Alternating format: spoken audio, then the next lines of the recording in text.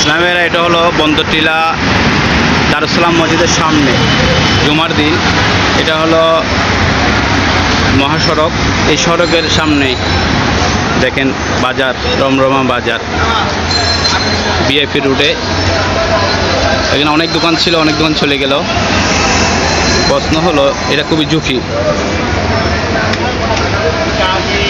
এর পাশে আলিশা রহমতুল্লাহ জামা মসজিদ। এই মসজিদের সামনেও প্রচুর গাড়ি কেনাকাটা হাট বাজারের মতো বসে যায়, যেটা পথচারীর জন্য খুবই ঝুঁকি। এখানে আরেকটি সমস্যা রয়েছে, জুমার দিন মসজিদে মুসল্লিরা যখন আসে তখন বিভিন্ন পণ্য ক্রয় করার জন্য ওরা মনস্থ করে যে এই ফলটা আমি কিনবো, এই পণ্যটা আমি কিনবো। তখন মসজিদে মনোনিবেশ থাকে না। আল্লাহ সুবহানাহু ওয়া তাআলা বলেছেন কোনো নামাজ নাই একাগ্রতা ব্যতীত।